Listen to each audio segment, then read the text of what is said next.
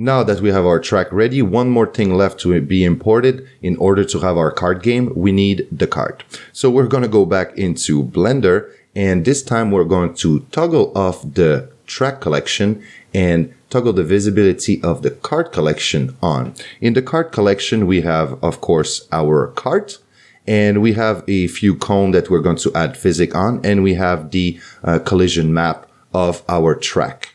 We are going to select everything by pushing A, and we're going to go under File, Export Collada, MicroKart.dae, selection only, triangulate and apply viewport modifiers. And since we have a few more material that we did not import earlier, we're going to go on Export, and we're going to have a quick GLTF export to be able to extract the metallic and roughness value. At this point, we are ready. We are going to go back in the NRG editor, and under MicroKart selected, we're going to go under Asset, Import, and we are going to go search our DAE first.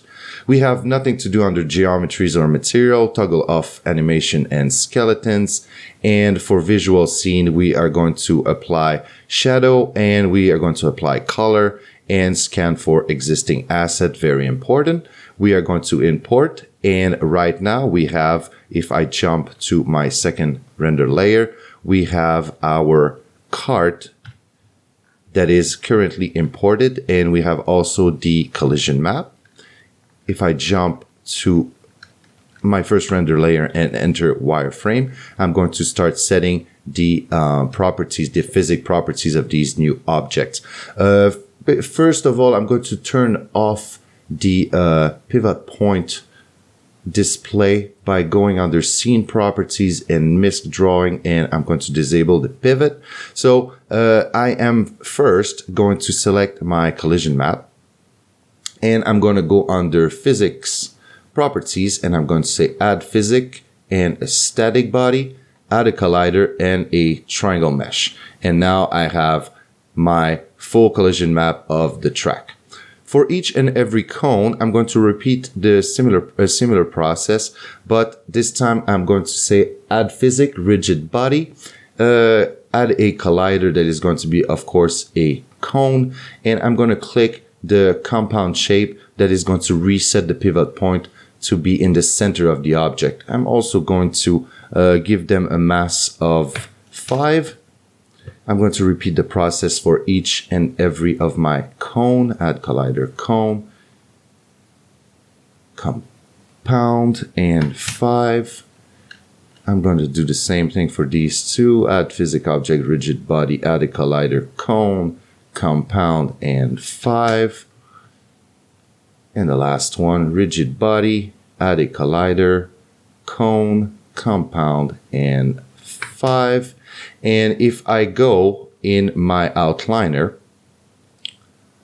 right at the bottom, I'm going to have everything that I have imported. I got my cone here, and I got my cart, but it is static. Obviously, I want this cart to be moving. So I'm going to click the stick key, and I'm going to drag all the way down to ensure that I can move these objects. And now since I select, I can now move, and I can move the cart, and everything else is parented to it. So as I move the cart, all the other component of the cart follow. And this now, what I'm going to do, I am going to add a new object to this render layer. I'm going to say object, add to render layer, and I'm going to add a new empty object. This empty object will be called cart controller. And this is the one that is going to receive the physics. I'm going to first ensure that this is at the same location as my cart. I'm going to select my cart. I'm going to push M. And after that, in my outliner, cart controller, and I'm going to go under object and move this object to the active cursor location. So now I got my cart. I'm going to drag it up there to make it more clear. I got my cart, and I got my cart controller. Now I want my cart to follow the cart controller. For that, with the cart selected, I'm going to go under properties and constraint, add constraint. And what I'm going to do, I'm going to copy the location of the cart controller. I'm going to get started with that. Now moving to the kart controller itself, I'm going to add physics on it. There's multiple ways we can implement kart controller. The one that I'm going to show you is probably the easiest. What we're going to do, we're going to have a sphere, basically a giant sphere that it's rolling, and our kart will follow from there. So I'm going to do add physics, rigid body, add a collider, a sphere, and I'm going to go under setting and make it a bit bigger than that, or that's about it actually. We're going to be able to test that later. I'm going to give it a mass of let's say 10, and I'm going to set the friction to be around 6.5 just to get us started, because we want this sphere to spin on the ground. Now I'm simply going to test the physics and to check how it responds. So for that, I am going to open up a timeline. I'm going to run the application time, and I'm going to click here to actually see the physics result. If I drag now my kart controller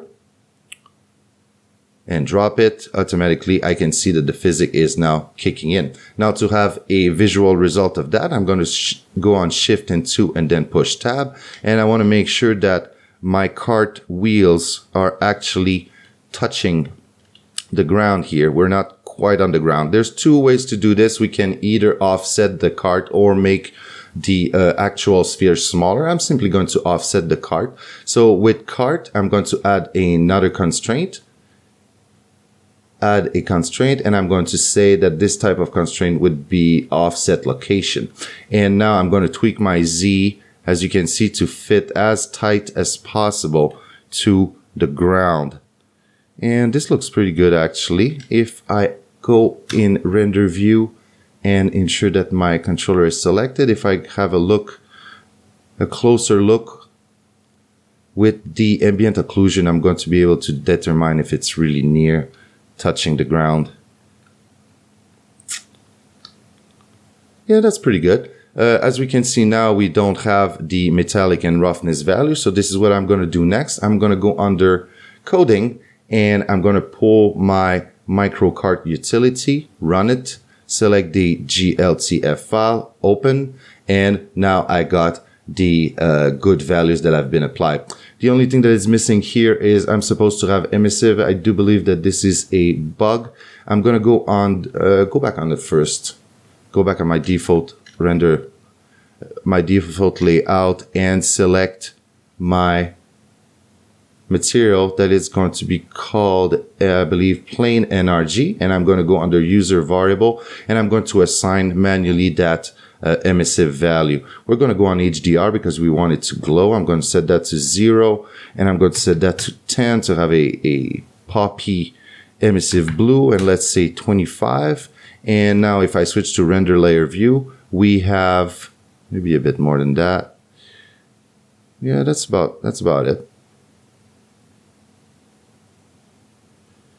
With the range of bloom that we're having, let's say that we're going to put 25 here, or 20, and we can go also verify what our bloom is picking it up. I want this thing to be glowy, but I want it to be in the range. So by having a quick look at our bloom texture, we can see that now the parts that are emissive are now picked up by the bloom layer. Even here we can have it tighter. So what we can do is we can go on bloom and slightly arrange the value. There you go, 6.825, and now we got all our emissive areas that are now picked up by our bloom. With that in place, we are now ready to implement our kart controller. What we will be doing, we are going to create a new script, and we're going to start coding the movement of our kart.